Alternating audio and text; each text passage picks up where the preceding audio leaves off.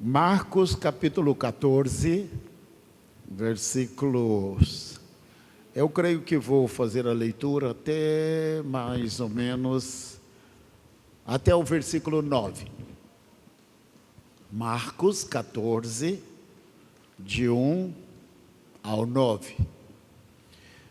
Ora, dali a 2 dias era a Páscoa e a festa dos pães ázimos. Pães sem fermentos, não é? E os principais sacerdotes e os escribas andavam buscando como prender Jesus à traição para o matarem. Incrível, né? Numa festa bíblica da Páscoa, a festa, não é? No momento especial. Páscoa e pães ázimos. Duas festas ligadas, celebrações ligadas, não é? Eles disseram, temos que matar Jesus. Incrível, né?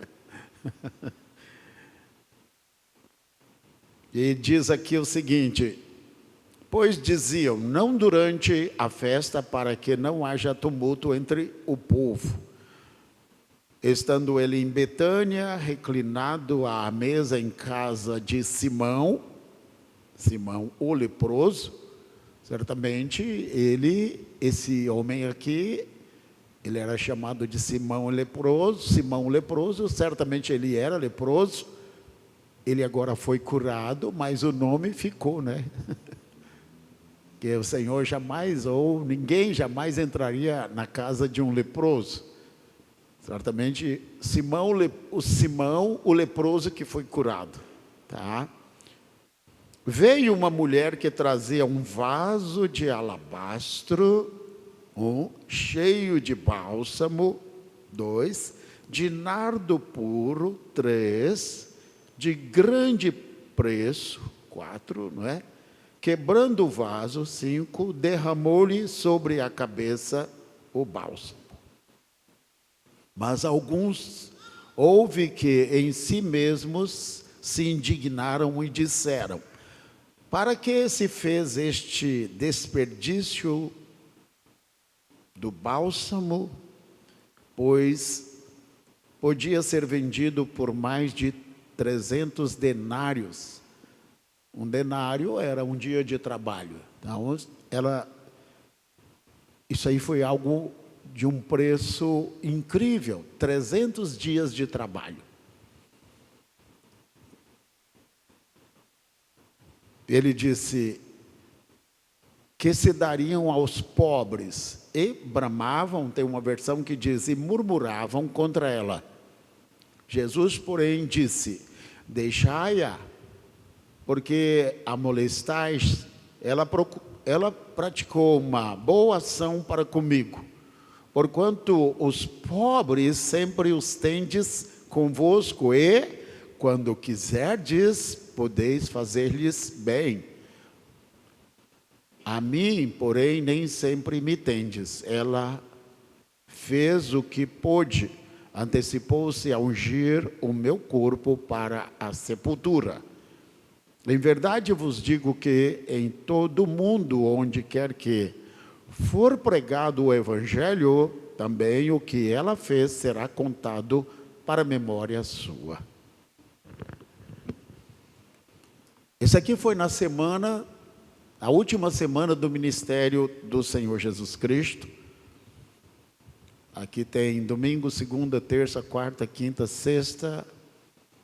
Ele é crucificado, vem sábado, domingo, né? Ele ressuscita. Então essa semana aqui, ela é muito importante. Quando você olha para os evangelhos, consegue se fazer um estudo bem detalhado de como foi a última semana do ministério do Senhor Jesus. Interessante isto. E aqui nesta última semana entende-se que há 3 ceias as quais o Senhor participa. Ele participou, e esta aqui é uma delas. E aqui nós vemos uma unção que acontece na vida do Senhor Jesus. Essa mulher, ela faz algo que é simplesmente impressionante.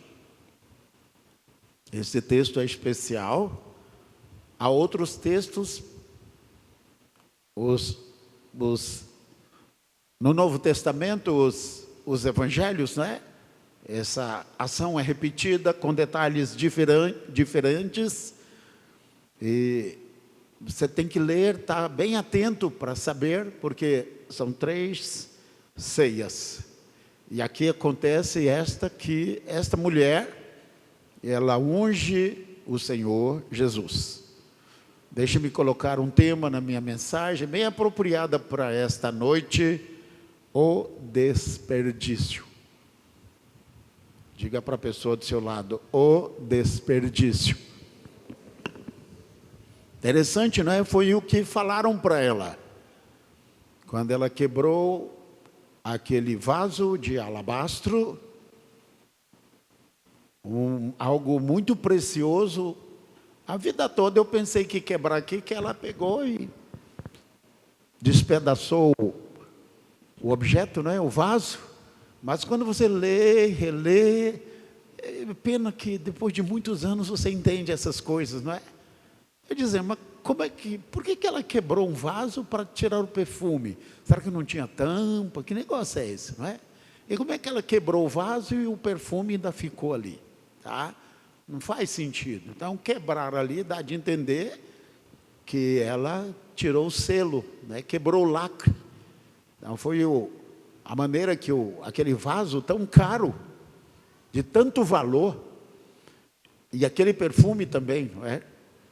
Ela quebrou o lacre, o selo, e permitiu que aquele perfume tão caro exalasse. Então, o que se entende aqui é que ela não partiu o vaso, ela quebrou.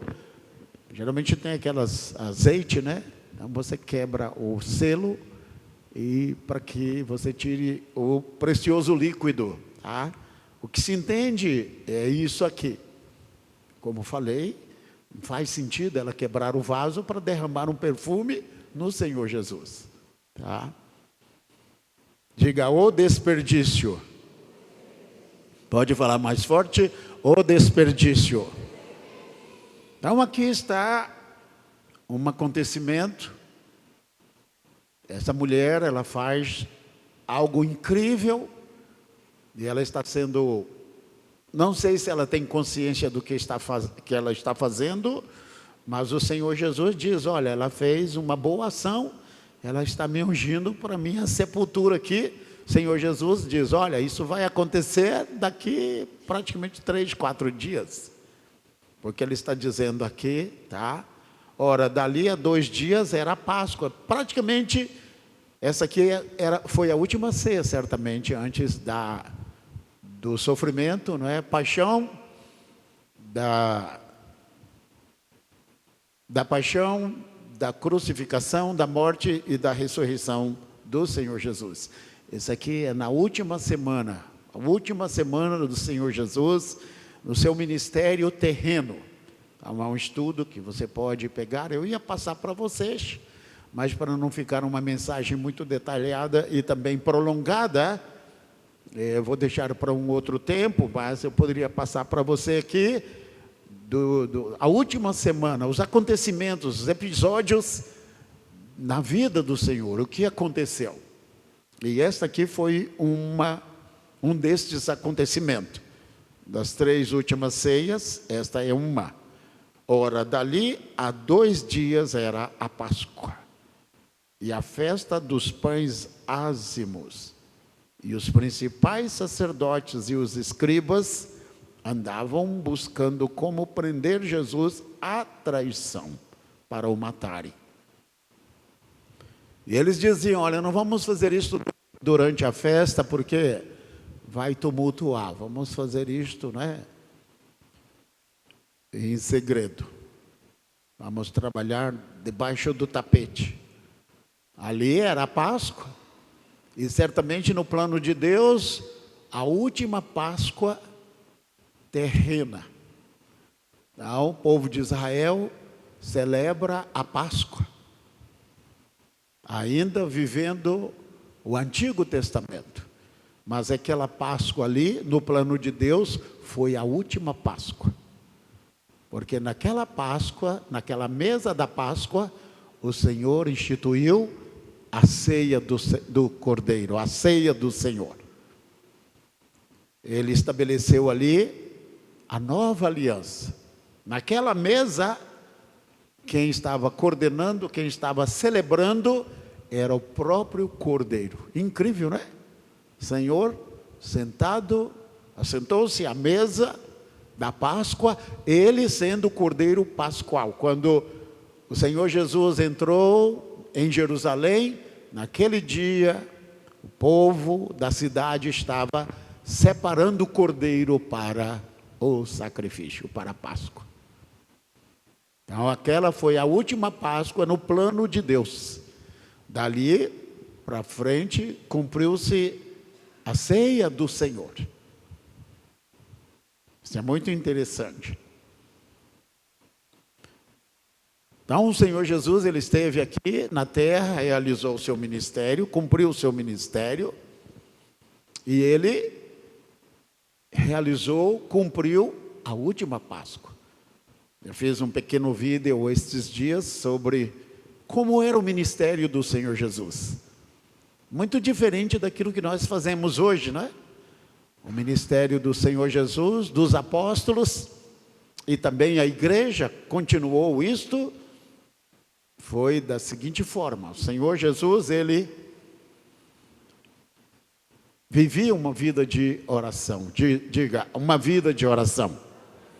A primeira coisa que o Senhor Jesus Cristo fez foi batizar-se, e depois de batizar-se, ele foi para o deserto, aonde ele ficou ali 40 dias em oração, e o Senhor Jesus não somente orava, mas ele também o quê? Jejuava. O ministério do Senhor Jesus foi um ministério de oração, de jejum, e por causa da oração e do jejum, o ministério do Senhor Jesus era acompanhado de sinais, prodígios e maravilhas. Oração, jejum, sinais, prodígios e maravilhas. O ministério do Senhor Jesus também, ele foi marcado pela pregação e também pelo ensino. Então, o Senhor Jesus, ele pregava, ele mostrava o produto, né? Em outras palavras. E quando ele ensinava, ele explicava o produto. Então, ele pregava e depois ele ensinava, porque as pessoas queriam saber sobre o reino de Deus. Então, ele orava, jejuava, era um ministério de sinais, prodígios e maravilhas. Ele não mandava as pessoas doentes, enfermas, oprimidas para casa. Era um ministério de libertação também. O Senhor Jesus, a Bíblia diz em Isaías, né, capítulo 61, é isso mesmo?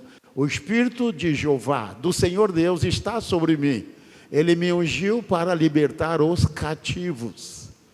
O Senhor, ele não tinha tinta e nem um pincel para pintar as cadeias, né? Estou falando cadeias daqueles que devem, têm que pagar, não. Estou falando daquelas pessoas presas, amarradas por Satanás.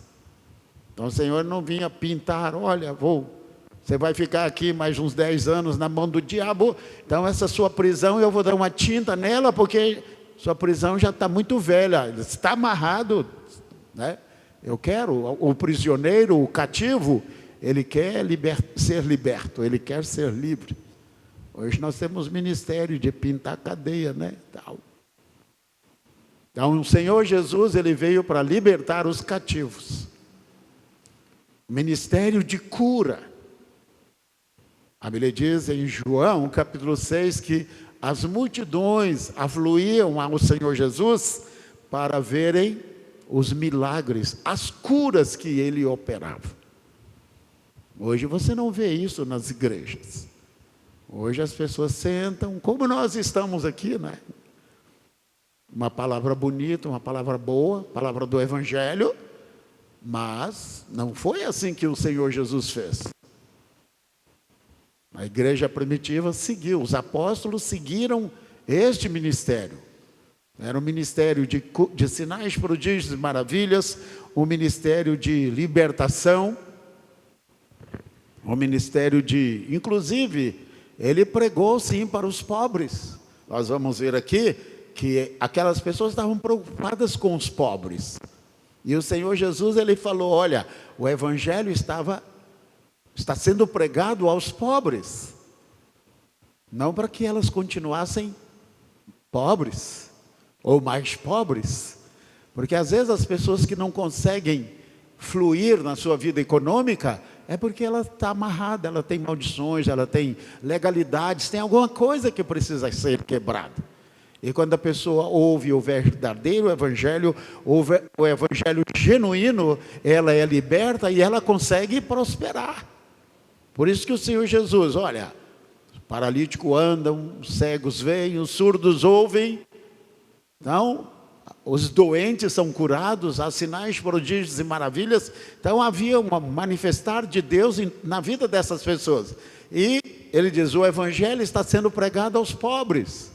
Aí alguém diz, sim, mas para que continuassem mais pobres ou pobres? Não, assim como o cego via, o surdo ouvia, o paralítico andava, o leproso era curado, o morto ressuscitava, o pobre dizia, eu posso prosperar. O Senhor me libertou, agora eu tenho a prosperidade. Eu estou livre, eu vou ser abençoado.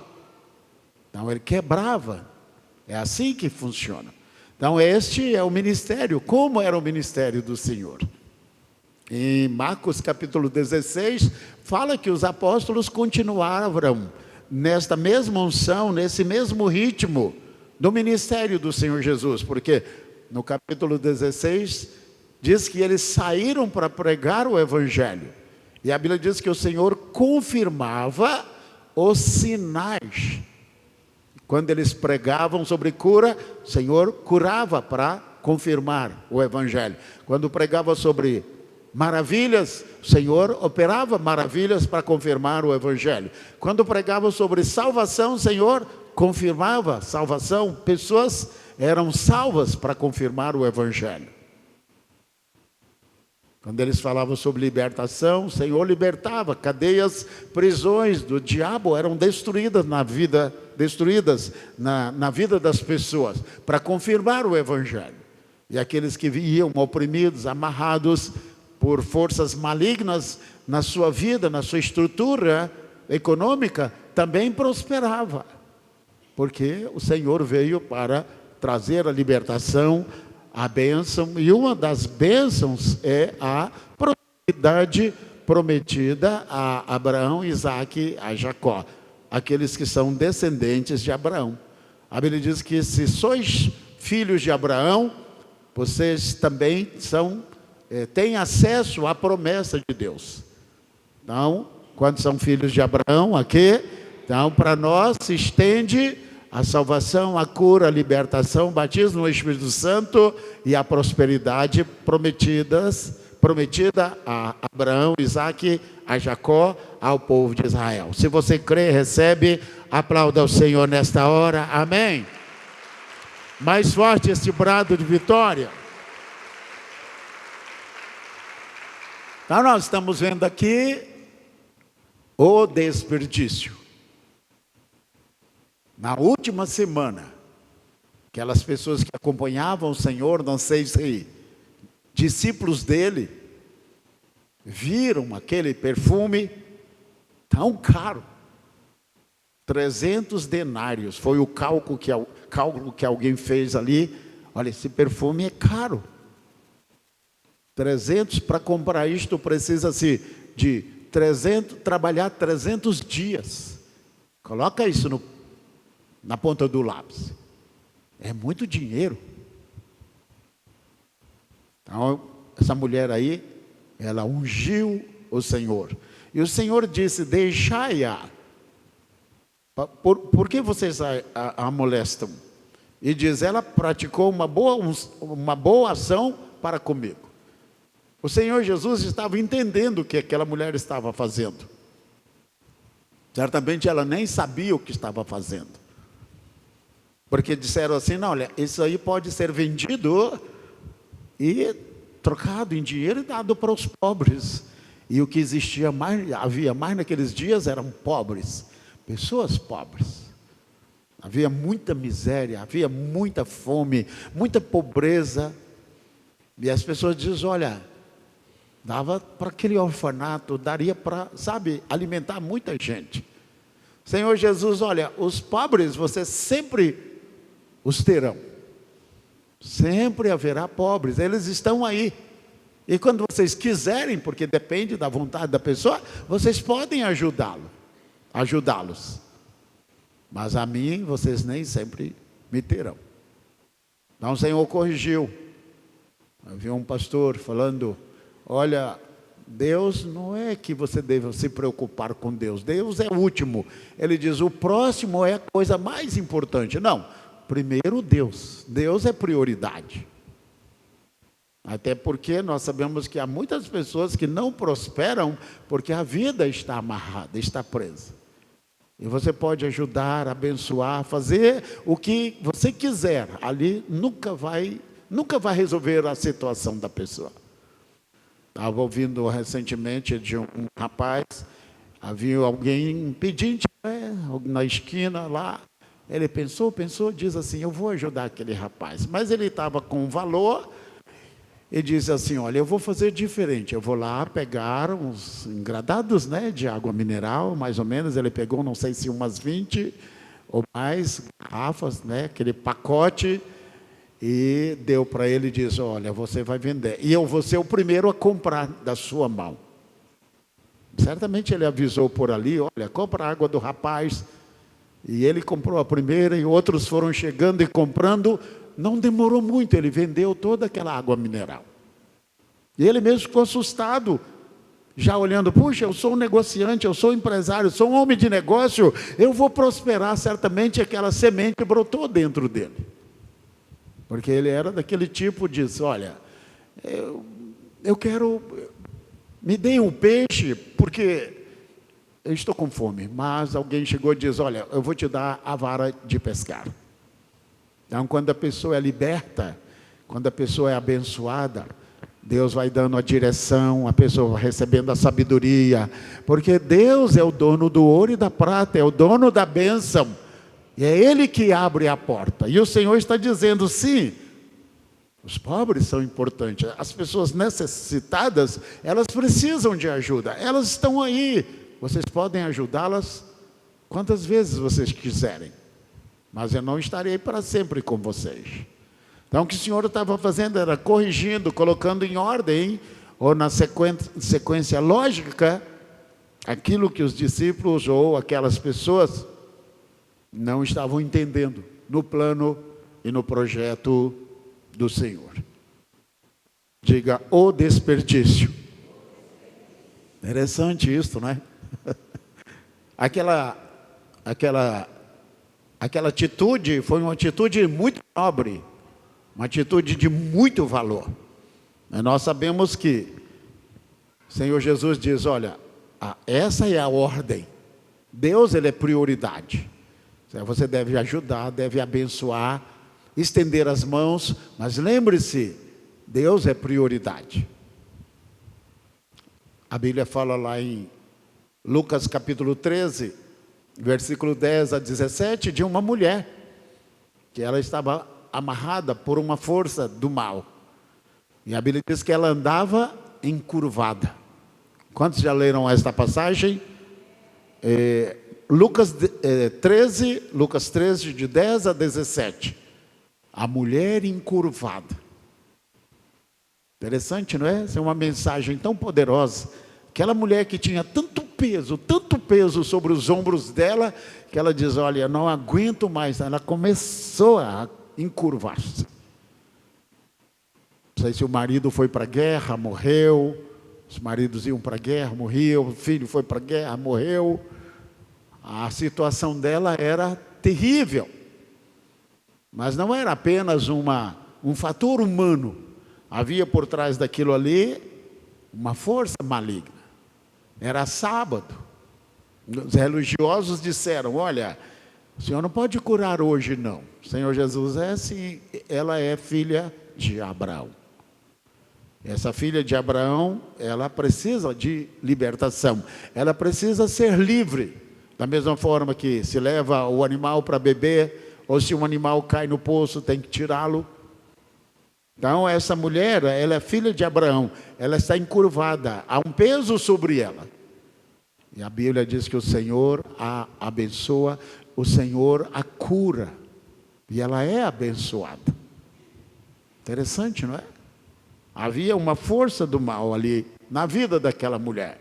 Às vezes, por trás de alguma situação, de uma adversidade, há uma força do inimigo. A gente tem que olhar o que está por trás do problema, o que está por trás do desafio. E aqui eu quero falar algo muito interessante, né? Porque há um texto de Provérbios 26, verso 2, que diz: a maldição sem causa, ela não vem, ela não atinge, ela não atinge a pessoa. Eu estava vendo depois das eleições, e é muito triste. Eu estava vendo, especialmente os vereadores que perderam. Isso no Brasil todo. Então, alguém fez um vídeo, vários vídeos. Eu falei, eu vou assistir isto. Olha, você ri, mas é de chorar.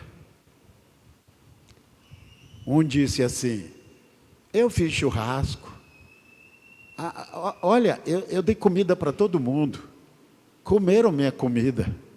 Prometeram que votariam em mim. E não fizeram isso. Me encheram de esperança. O outro disse, eu só tive 2 votos, o que aconteceu? Nem minha mulher votou em mim.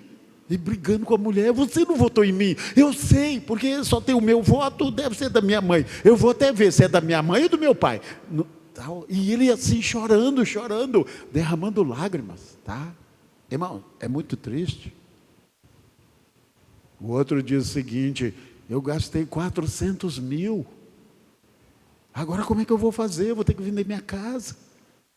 Eu gastei 400 mil, eu só tive 40 votos. 10 mil cada voto. Ele estava desesperado. O outro diz, olha, eu vou ter que ir embora da cidade, eu estou com vergonha. Eu senti misericórdia daquelas pessoas. Muita misericórdia. Mas até aí tudo bem. O outro diz, olha, eu dei tanque de gasolina para fulano, Beltrano, para o pai, para a mãe, para o vizinho, para o tio, para o neto, tal. Enchi o tanque de gasolina de vários carros e prometeram votar em mim. Um diz, eu só tive 2 votos, desesperado. O outro, eu tive só 10. E confusão, briga, porque dizendo... O outro nem nele votou, acho que em vez de votar nele, votou no outro lá. O cara diz, mas como é que você faz um negócio desse? Nem você votou em você? Como é que tragédia foi essa? Mas que desacerto, né? Mas, até aí tudo bem. Diga, até aí tudo bem? Quem comeu churrasco não vai ter jeito de devolver, né? Como é que você vai devolver o churrasco do político que comeu lá foi no churrasco, comeu a carne, conte comigo, tá. Aí já foi, não dá para devolver churrasco. Só que alguns estavam o quê? E aí eu parei, e essa parte me interessa, porque como sacerdote, você entende o lado espiritual. Alguns estavam amaldiçoando e jogando praga, e jogando maldição.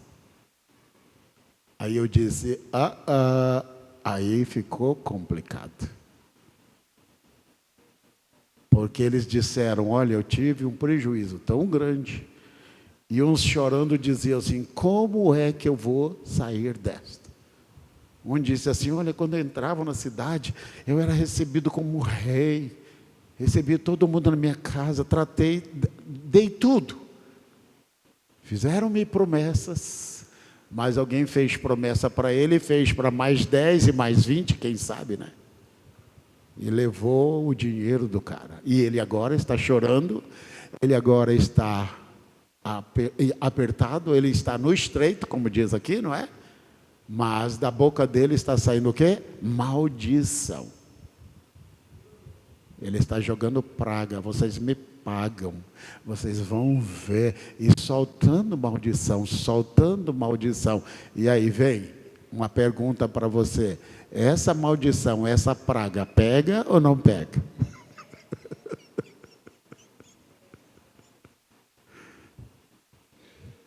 Acho que é um momento muito bom, né? Hoje é ceia do Senhor, claro que isso não tem nada a ver com a igreja, mas só para a gente pensar, irmãos. Porque esses homens, eles estavam amaldiçoando. Amaldiçoando aqueles que receberam coisas deles e prometeram botar neles e não o fizeram. Você sabe que isso está tornando moda, né? Você faz promessa para vários, estou falando daqui da igreja não, faz promessa para vários, recebe favores de vários e não vota em nenhum. Mas eu creio que, infelizmente, há consequências. Por isso que a Bíblia diz aqui, olha, em Provérbios, a maldição sem causa não vem, não afeta, não atinge a pessoa. Isso quer dizer que a maldição com causa, o que acontece? Ela atinge, ela vem. Por isso que é importante nós pedirmos a Deus direcionamento, orientação, porque nós estamos vivendo num mundo em que nós achamos que tudo é uma brincadeira. E não é não. Eu senti misericórdia daquelas pessoas. Vou ter que vender meu carro, vou ter que vender. O cara estava jogando praga. Eu amaldiçoo vocês, eu jogo praga em vocês, ó, vocês vão me pagar. Irmãos, praga pesada. Interessante isto. É bom a gente refletir sobre isto, não é? Porque no meio do povo de Deus, às vezes por descuido, situações como estas podem acontecer. E isso vai acontecer no Brasil. Nós estamos caminhando para uma situação complicada. Cremos que Deus vai interferir, vai estender a mão dele e vai dar dias melhores para a nossa nação. Nós estamos vendo dias difíceis. Ore ao Senhor, peça a Deus, clame a Deus pelo Brasil. E quem sabe você fez compromisso, né? E fez com que essas pessoas derramassem lágrimas, sofressem, né? Você sabe que a pessoa entra numa guerra dessa, sabe que pode perder, ganhar. É um desafio, não tem ninguém bobo, inocente ali. Mas o problema são aqueles que o quê? Se comprometeram e receberam algum favor, alguma coisa. E esses homens, muitos estavam jogando praga, jogando maldições pesadas. Eu lembrei de Balaão, né? Israel pelo menos tinha a mão de Deus dizendo: essas maldições não virão, não vão atingir o meu povo. Porque diz aqui, a maldição sem causa não virá. Mas a Bíblia diz que a maldição com causa, ela alcança o seu objetivo. Então nesse dia, que é um dia de renovar a nossa aliança com Cristo, é um momento para a gente refletir, pedir a Deus. Não estou falando em relação a isso, estou citando isso como exemplo, porque realmente eu vi os vídeos e, olha, é chocante você ver a dor daquele pessoal. Dizer, como é que eu vou recomeçar minha vida? Eu perdi tudo. Confiado nas pessoas, vai que é sua, Tafarel, vai que é sua. E as pessoas, né, na emoção, foi de cabeça. E se lascaram literalmente, e agora com ira, com raiva, amaldiçoando. Que Deus cubra o Brasil, que Deus cubra a nossa nação, e que Deus derrame, né, aplique o seu sangue sobre a nação brasileira e nos abençoe para que dias melhores venham sobre a nossa nação. Aplauda o Senhor, dê um brado de vitória. Bem forte esse aplauso, amém?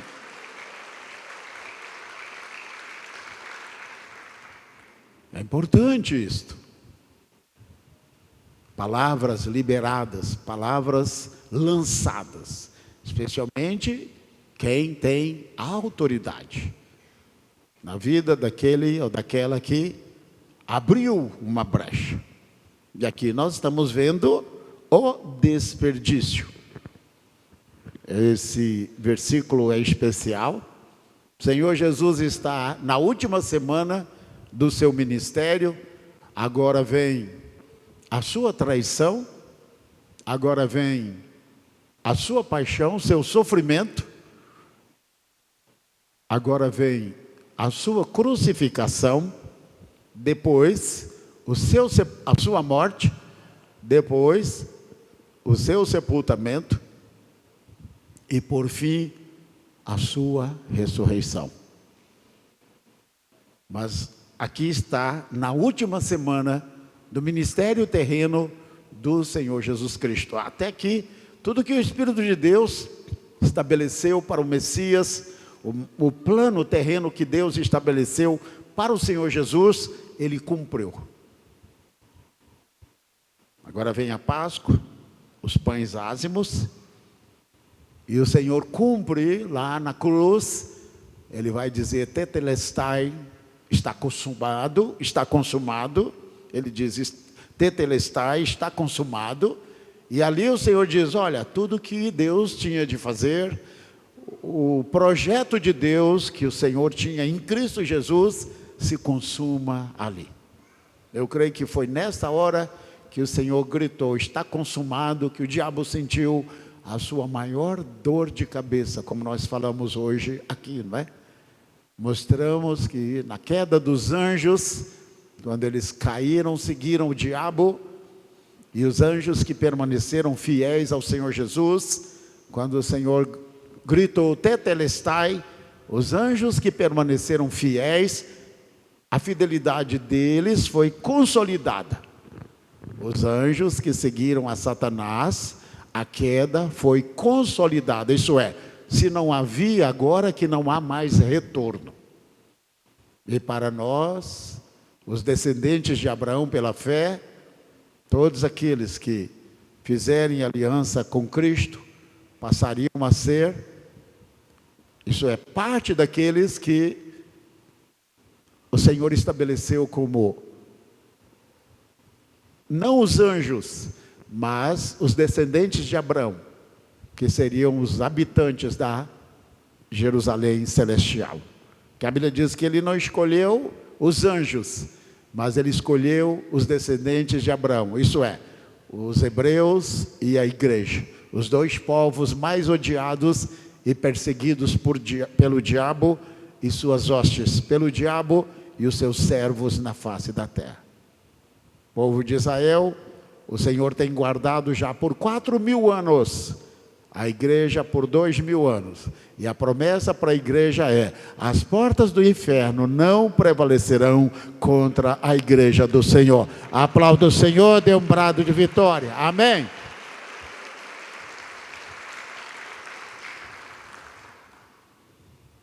Marcos 14, verso 4, já estou terminando. Mas alguns houve que em si mesmos se indignaram ou murmuraram e disseram, para que se fez este desperdício do bálsamo? Isso é, está errado.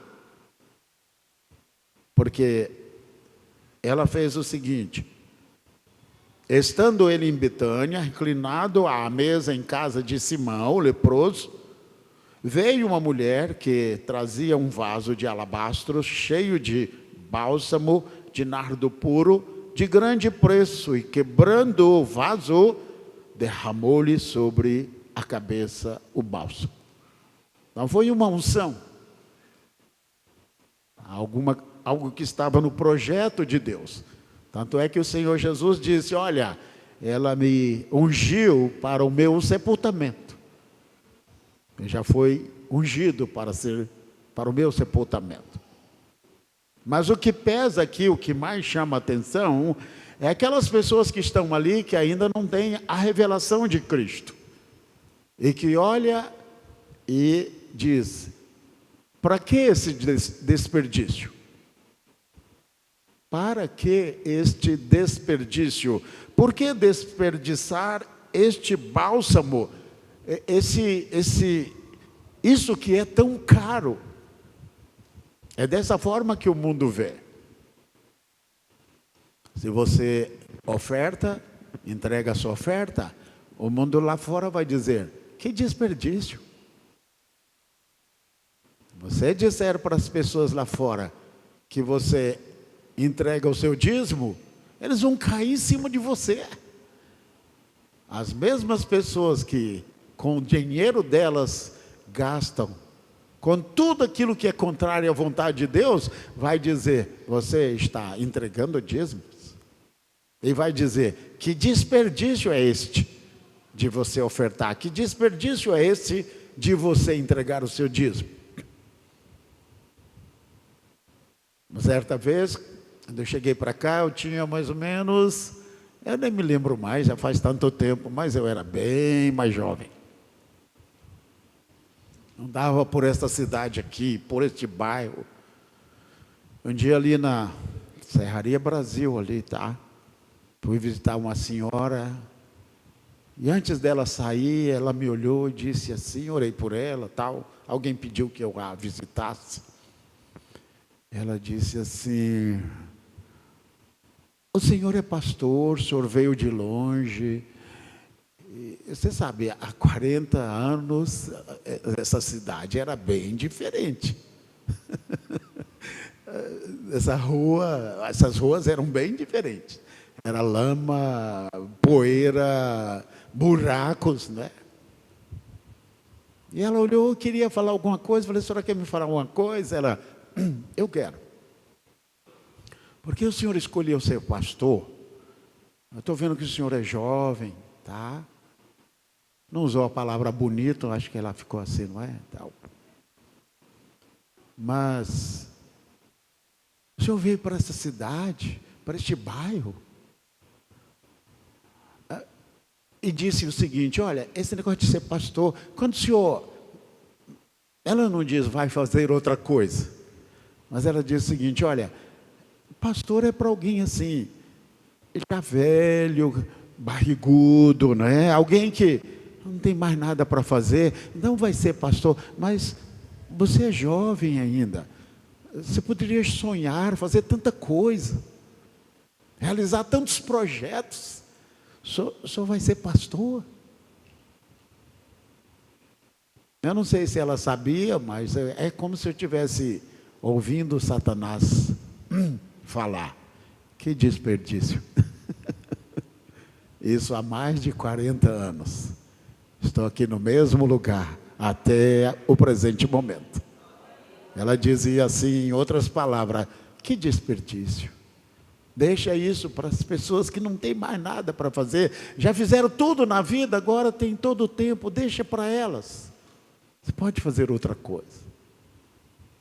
Eu me despedi dela e vim para cá, morava ali.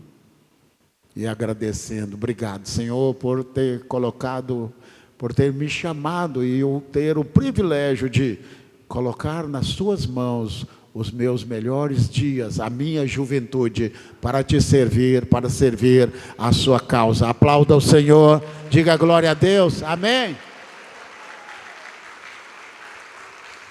Hoje, muitos jovens não querem servir a Jesus. Muita gente acha que é desperdício entregar a sua juventude para Cristo. A Bíblia diz: lembra-te do teu Criador quando mesmo nos dias... Olha, se você conheceu a Cristo, quem sabe, não teve o privilégio de conhecer o Senhor Jesus quando jovem, não é sobre isso que estou falando. Eu estou me referindo a pessoas hoje. A juventude está indo de cabeça no pecado, no mundo, aí, na carne, Ele dizendo, não, quando eu chegar lá para os meus 60, 70 anos, aí eu vou para a igreja. Mas a Bíblia diz, lembra-te do teu Criador nos dias da tua juventude ou mocidade. Eu me lembro daquela mulher chamada Aimee Semple McPherson. Ela é considerada a mulher que mais foi usada para sinais, prodígios e maravilhas na face da terra. Os cultos dela levavam pessoas de cadeira de rodas e ela diz, levanta, levanta, levanta, levanta, todo mundo levantava. Os cultos dela eram abarrotados. Los Angeles. Terminava um culto, as pessoas não queriam ir embora. E já tinha lá uma multidão tão grande lá fora querendo entrar. E os guardas, polícia dizendo, olha, pastora, missionária, como é que a senhora vai fazer? A senhora tem que despedir, porque olha o tanto de gente aqui fora querendo entrar. E as pessoas, diáconos, tinham um trabalho, porque as pessoas escondiam no banheiro, escondiam em tudo quanto é lugar, dizendo, não, não, eu quero ficar mais, eu não quero ir embora para casa, eu quero ouvir mais. Eles dizem, não, não, não, mas você já participou de um culto, olha lá o tanto de gente querendo entrar. Essa irmã Aimee Semple McPherson, ela recebeu uma unção poderosa na vida dela. Unção de curas, de sinais, prodígios e maravilhas. E ela tinha dentro da sua equipe, inclusive pessoas da máfia que se converteram, inclusive se tornaram diáconos da igreja dela. E havia lá um homem chamado Anthony Kim. Anthony Kim, não vou mostrar aqui, mas depois posso passar para você a imagem dele, foto. Aí ele foi um dos atores mais famosos de Hollywood. Ele fez aquele filme O Magnata Grego. Um dos filmes mais conhecidos no mundo. E esse Anthony Kim, ele era jovem, adolescente. Ele tinha juventude, tinha lá aquela turma. E ele era novinho, ele foi para aquele lugar e frequentava a igreja dela. E um dia ela se dirigiu para ele e diz, olha, Deus tem um ministério para você. Deus tem um plano na sua vida e você vai pregar o evangelho. Só que Hollywood estava explodindo naquela época, sabe, atores, atrizes estavam despontando e abriu-se uma porta para ele em Hollywood. E ele foi para lá. Ele cresceu, se tornou famoso, fez filme de faroeste, foi todo tipo de filmes. Ele era muito famoso, ganhou dinheiro, sim, ficou rico, mas aonde é que ele está? Ele já morreu, ele não existe mais. Morreu certamente velhinho, muito rico, muito famoso. Há filmes dele aí, vídeos, né? Mas que adianta ganhar o mundo todo e perder a sua alma? Ela disse, Deus tem um ministério para você. Imagine este homem nos últimos dias dele. Se ele teve consciência, ele disse, mas o que eu fiz da minha vida? Eu fui um ator, eu fui um homem famoso, eu estou nas páginas dos jornais do mundo inteiro, eu fui rico, eu tenho dinheiro, mas o mais importante foi o chamado de Deus e eu ignorei. Estava vendo, e já falei para vocês, sobre uma menina chamada Helena, num país comunista, onde havia uma missão. Essa Helena, ela saía pregando o evangelho, ela se converteu e o sonho dela era pregar o evangelho. Então ela saía por ali pregando o evangelho, distribuindo folhetos, e de vez em quando ela aparecia na missão, porque a polícia pegava, batia nela, prendia, espancava, diz, olha, se você continuar pregando o evangelho, uma hora você vai morrer, nós vamos dar cabo de você. soltava ela, ela ia para a missão, chegava lá machucada, sabe? Eles, não, vem cá, a gente vai passar um curativo. Não, eu estou bem, me dá Bíblia. Vocês têm Bíblias? Vocês têm Bíblias? Por favor, me dê Bíblias. Há pessoas querendo Bíblias. Há pessoas querendo a palavra de Deus. Me deem Bíblias. Eu estou bem. Ela machucada, olho roxo, cheia não é? Porque ela apanhou da polícia. Ela diz, não se preocupe não, eu estou bem, eu só quero Bíblia. Vocês têm Bíblias? Eles davam Bíblias para ela, ela ia. Depois ela apareceu de novo, olha, passou um tempo, ela diz, olha, eu fiquei presa, eles me prenderam, me bateram de novo, tá? Mas eu estou bem, me dá mais Bíblia. Ele disse, olha, fica aqui um pouco, descansa, a gente vai tratar de você, vai fazer curativo. Não, eu preciso pregar, eu preciso levar as Bíblias. As pessoas querem Bíblias, elas querem ouvir o Evangelho. E um dia, ela não aparece mais. Os missionários procuraram por ela e descobriram que ela foi executada. Eles haviam dito a ela, disseram para ela, pare de pregar o Evangelho, senão nós vamos matar você. E ela chegava, vocês têm Bíblia? Eu quero Bíblia. As pessoas estão sedentas de Bíblia. Jovem, muito jovem, morreu por amor a Cristo. Aos olhos do mundo, das pessoas, isso seria um desperdício. Pastor Show conta que uma certa vez ele era criança, pastor da maior igreja da história do cristianismo na Coreia do Sul. Ele diz que irmãos da igreja contavam que missionários foram sepultados vivos. Irmãos da igreja, quando ele dizia, há muitos anos, né?